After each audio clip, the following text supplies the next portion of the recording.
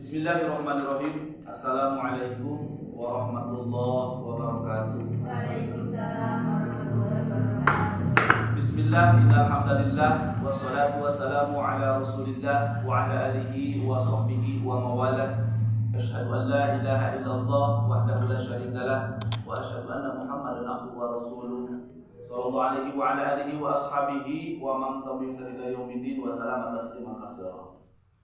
Allah tabaraka wa ta'ala fi kitabihil karim. A'udzu billahi samil 'alim minasy syaithanir rajim. Bismillahirrahmanirrahim. Ya ayyuhalladzina amanu kutiba 'alaikumus syiyam kama kutiba 'alal ladzina min qablikum la'allakum tattaqun. Faqad qala Rasulullah sallallahu alaihi wasallam, as-syamu junnah hadis la nabiyya ba'da. Puji serta syukur marilah kita panjatkan kepada Allah yang Maha Ghafur. Shalawat dan salam kita limpah curahkan kepada Nabi Allah tercinta, yakni baginda alam Nabi besar Muhammad sallallahu alaihi wasallam, kepada keluarganya, para sahabatnya, para tabi'atnya, dan kita selaku umat di akhir zaman. Mudah-mudahan kelak di yaumil qiyamah kita mendapatkan syafaatul uzma dari beliau. Amin ya Allah ya rabbal alamin. Ya bunayya rahimakumullah. Alhamdulillah, pada hari ini hari Sabtu tanggal 9 April tahun 2022 tepatnya, itu yang Ramadan hari berapa? Hari ke-7 Ramadan. Asal lagi ya. Hari ke-7 Ramadan ini kita lanjutkan ini kajian kitab Saum. Yang mana kitab ini merupakan karangan dari seorang alim ulama guru kita yang bernama Syekh Muhammad Amin bin Idrus bin Abdullah bin Umar bin Syekh Abu Bakar bin Salim Ba'alawi al-Husaini rahimahullah ta'ala, yang mana isi kandungan daripada kitab Saum ini merupakan hasil daripada belajarnya beliau kepada guru-guru beliau, yang salah satunya merupakan atau bernama Sayyidina Al-Mukarram Al-Alam Al-Faqih Al-Habib Zaid bin Ibrahim bin Zaid bin Sumaid Ba'alawi rahimahullah ta'ala, yang semuanya alhamdulillah menganut madhab Al-Imam Asy-Syafi'i radhiyallahu ta'ala anhu. Sebelum kita mulai, sesuai dengan adab dan kebiasaan kita kirimkan surat Al-Fatihah kepada beliau sebagai bentuk cinta dan penghargaan atas ilmu yang beliau torehkan, sehingga kita alhamdulillah dapat mengkaji ilmu ini dan insyaallah dapat mengamalkan dalam kehidupan sehari-hari di bulan yang mulia ini.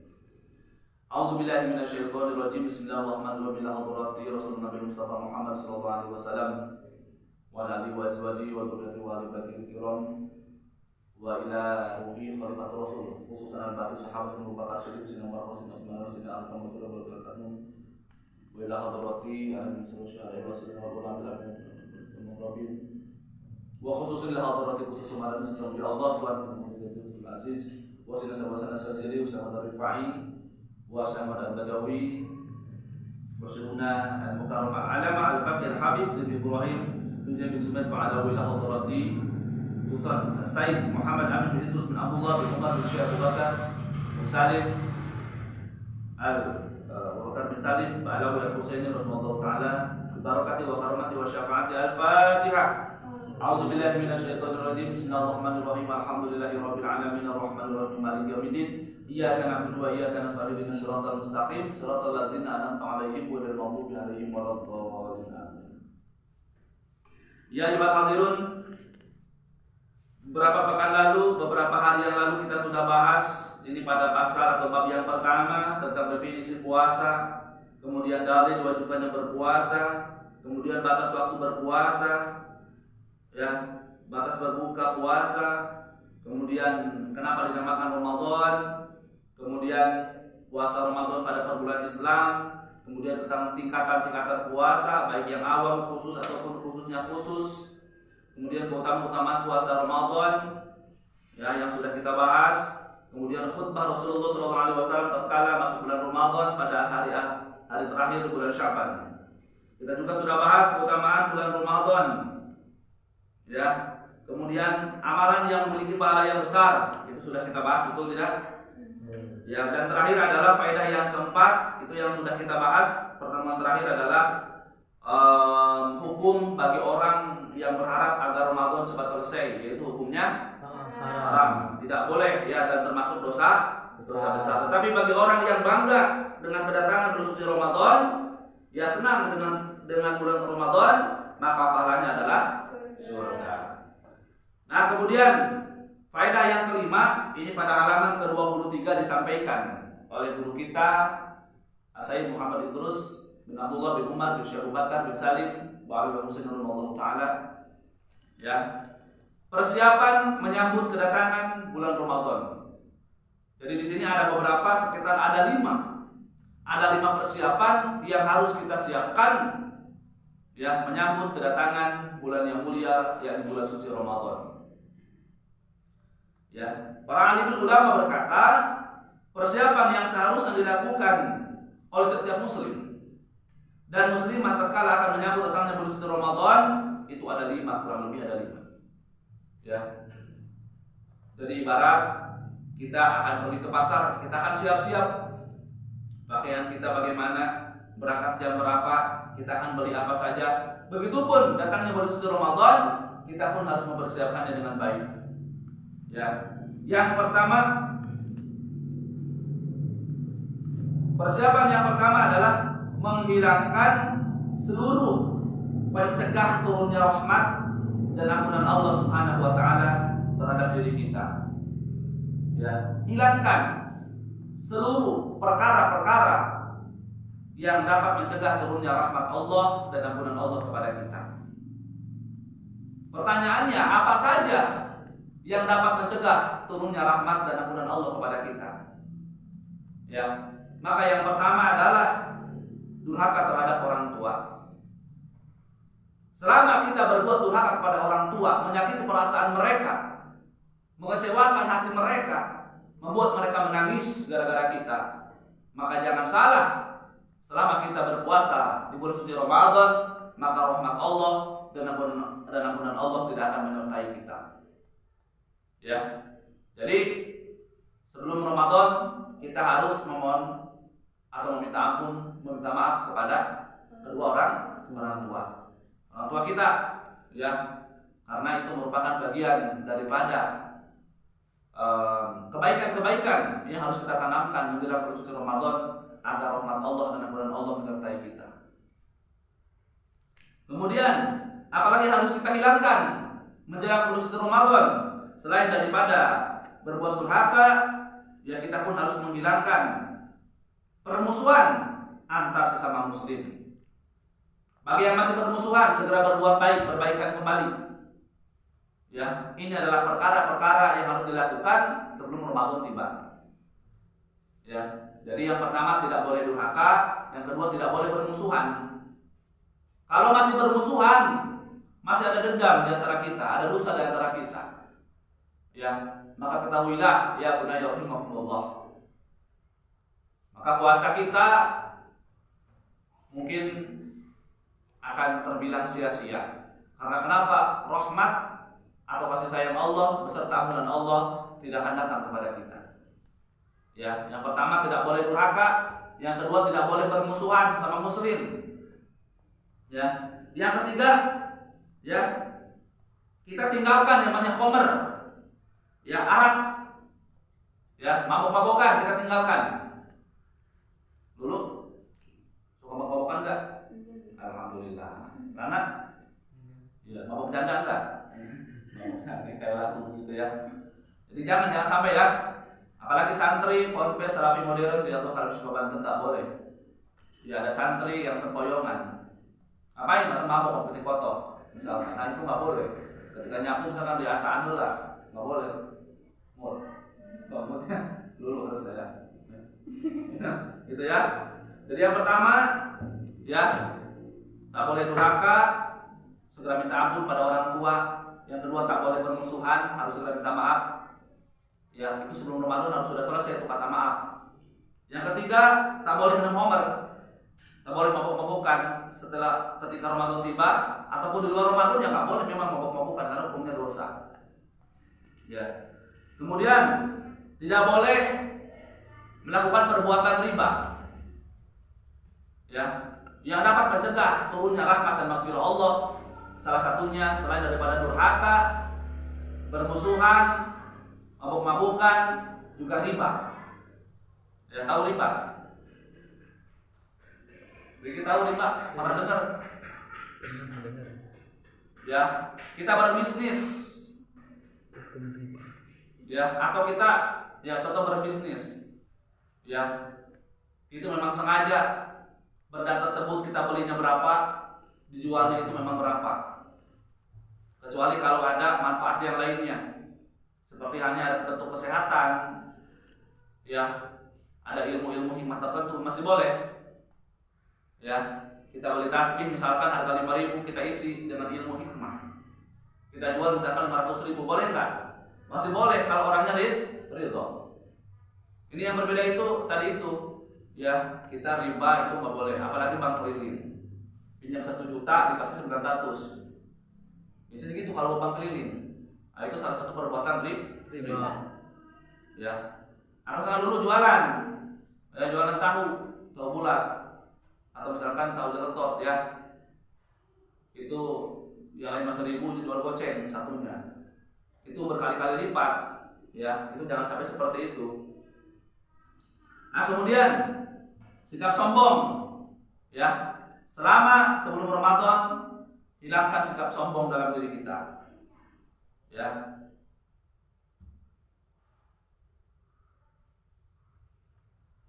Jadi hilangkan sikap sombong. Sombong itu al-kibruhak wa kuntunas. Sombong itu al-kibruhak, menolak kebenaran, wa kuntunas, meremehkan manusia. Yang merasa ya di pagahan kuabia lah itu mas saya weh, misalkan hidup saya itu sombong. Ya, menolak kebenaran. Di pagahan guru ya misalkan masih kene bisa ke orang tua, jangan orang mau kudu puasa itu mas saya weh. Ya, puasa mual itu sombong. Ya, al-kibruhak, menolak kebenaran dan meremehkan manusia. Lah aing cenah babaturan ieu, eta ieu. Ya, ada kakak kelas sekarang diri sebagai ketua. Guru muti misalkan. Mut, ya tolong sapu. Nah, ibu abe, kami mau terahal. Nah, itu sombong. Dan sombong itu hanya dimiliki oleh iblis. Jadi kalau ada yang sombong panggil saja Iblis. ya, tidak Muhammad ya. Gitu. Tapi janganlah ya, masih manusia. Tadi jangan disebut iblis tapi manusia Iblis. Jangan ya. Kenapa iblis sampai dikeluarkan, sampai durhaka kepada Allah, sampai diusir dari surga? Karena sombong. Ya, untuk manusia nggak diusir dari alam dunia ini. Mau pergi kemana kita? Planet mana kita? Ini ya. Karena kita tak boleh sombong. Karena ciri sombong itu bukan gini, oh pakai saya bagus nih, itu ria, itu aku. Sombong itu dipagahan, menurut orang tua kumuru gede, haragase, disuruh haragase, itu sombong, menolak kebenaran.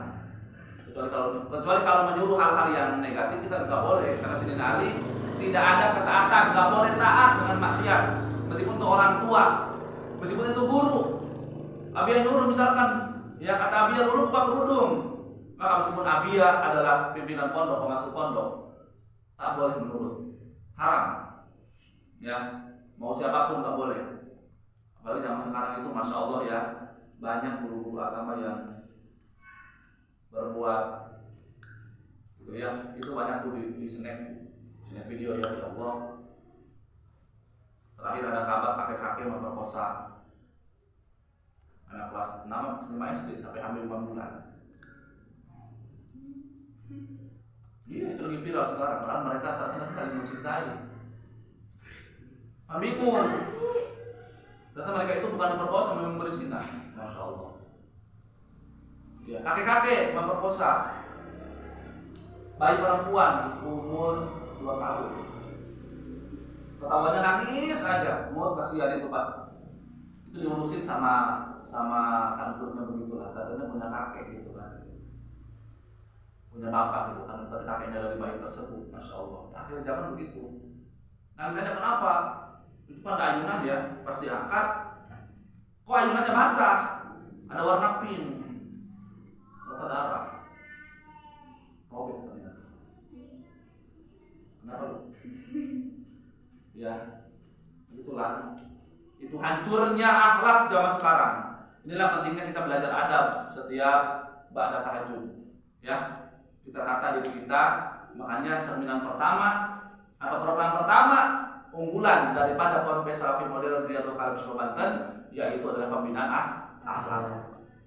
Ya, ketika di luar mungkin entah di mana diperbolehkan ini itu, di sini tegas. Ya santri, ya tak boleh merokok, tak boleh pacaran, tapi tegas. Soalnya itu adalah perbuatan yang dapat merusak akhlak. Ya.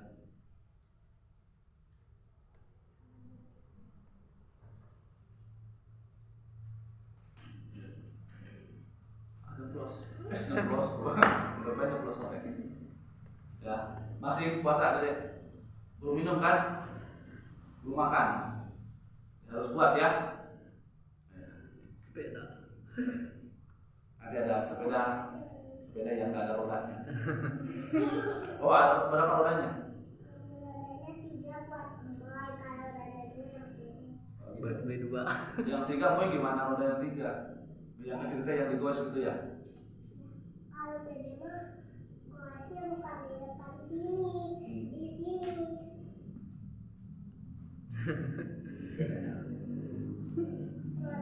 Rodanya kan di Di depan sama di belakang doang ya? iya.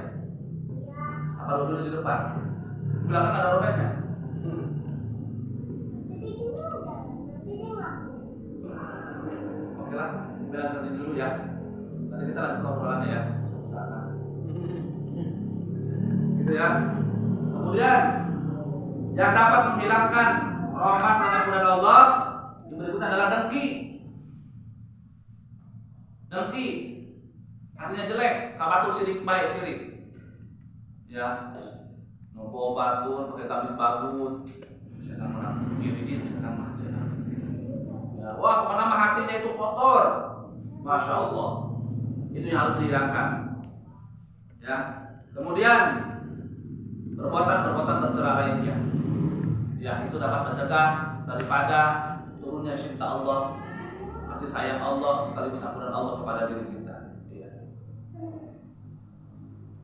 Itulah. Itu masih tertarik.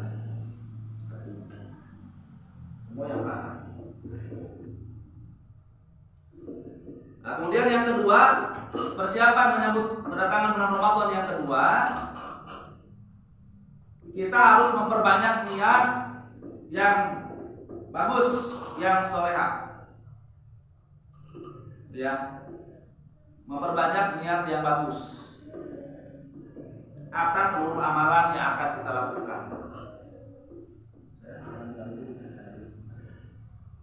Ini pakai sarung ini ya, sama tangan.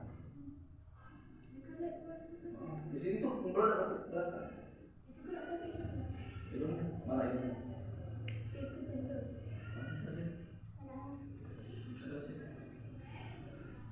Oh, yang mau.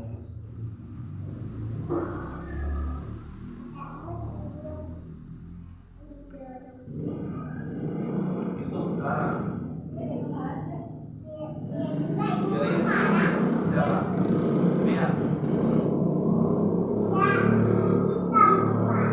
Barang, buat barang. Waduh, marah. Kalau biar udah sini aspal. Dulu ada juga enggak? Aram barangkali ya. Tapi tidak separah batu bara. Bagus, bercanda. Tapi itu banyak ya dari mama atau dari bapak? Tapi itu ada maknanya kok kalau dalam primbon ya. Jadi kalau ada ini biasanya jodoh itu tukang batu bara. Abang bos. Kok pesan arahnya ya? Abang. Oh iya, dulu mau siapa tuh? Mau Habib Al-Wasegab? Iya, mau itu mah. Atau Gus Azmi? Habib Ya, ada 3 orang tertampan mungkin ya. Pertama itu Habib Al-Wasegab, Gus Azmi, Obi. Al-Wasegab, oke. Dulu mungkin sisanya ya yang ketiga. Gus Azmi suka? Kalau kita mah susah pilihnya ya. Yang ini karena kan ahwat yang ini. selain Aida. Ya. Masih ada nggak kira-kira cewek cantik yang ahwat yang luar biasa nantinya bagus? Abinya lah. Langsung kesembuhan bahaya kan? Aduh. Nah, nggak ada ya? Oh, jangan lupa aja ya.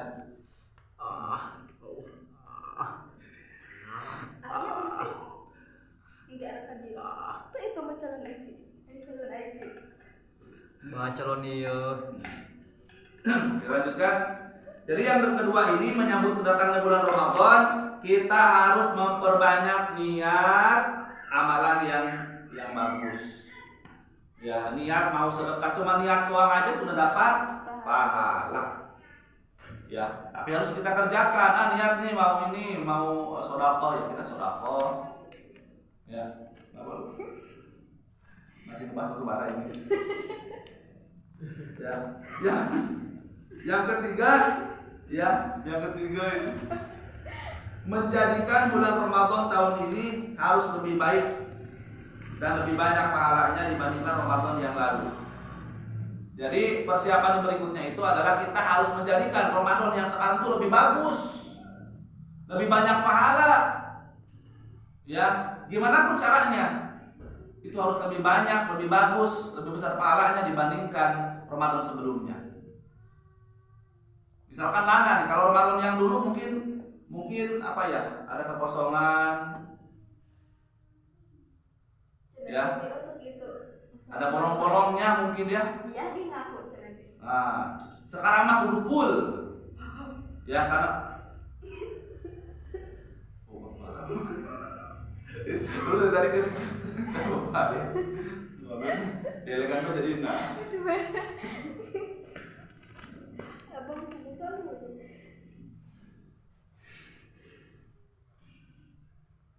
Kenapa? Ya, jadi gitu kan ya. Jadi sekarang harus full. Ya, jangan sekadar bolong-bolong.